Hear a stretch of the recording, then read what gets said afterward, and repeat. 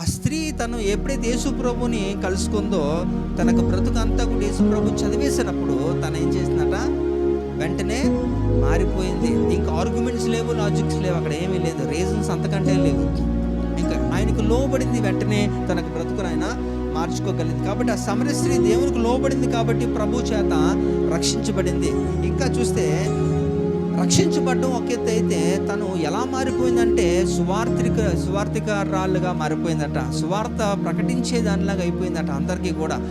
తను వచ్చిన ఉద్దేశం ఏంటంటే అక్కడ నీళ్ళ కోసం వచ్చింది, కానీ ఆ నీళ్ళని కూడా తీసుకుని వెళ్ళకుండా తను మరలా గ్రామానికి వెళ్ళిపోయి ఆ కొండ కూడా అక్కడ వదిలేసిందట. మళ్ళీ గ్రామానికి వెళ్ళిపోయి అక్కడ ఏం చేస్తుందట, సువార్తని ప్రకటించాలి, అందరినీ కూడా తీసుకొని వచ్చింది. అయితే మీరు ఎన్నో సంవత్సరాలుగా మీరు సువార్త వింటున్నారు, మీ బ్రతుకులు నిజంగా మార్చబడ్డాయి, దేవుడు మీకు గొప్ప రక్షణ ఇచ్చాడు, కానీ మీరు అనేకులకు సువార్త ప్రకటించే సువార్థికురాలుగా ఉన్నారా అనేది ఒకసారి ఆలోచించాలి మీరు.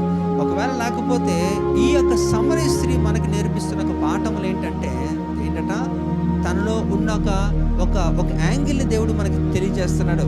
తను గొప్ప సువార్థికురాలుగా ఉండిపోయిందట.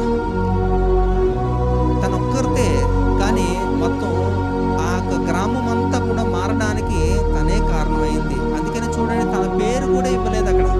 కొన్ని సందర్భాల్లో కొంతమందిని దేవుడు మరుగున ఉంచుతాడు, అలా ఉంచుతాడు అంతే. వాళ్ళ పేర్లు దేవుడు బయటికి చెప్పడం.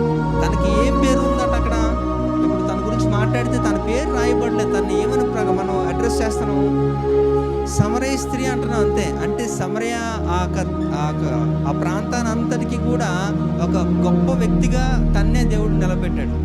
అది కూడా తనక ఎంత భయంకరమైన పరిస్థితిలో నుంచి దేవుడు తన్నే తీసుకొని వచ్చాడో ఒకసారి ఆలోచించండి. కాబట్టి నువ్వు దేవునికి లోబడగలిగితే దేవుడు నిన్ను కూడా అంత గొప్పగా దేవుడు చేయడానికి అని ఎప్పుడూ కూడా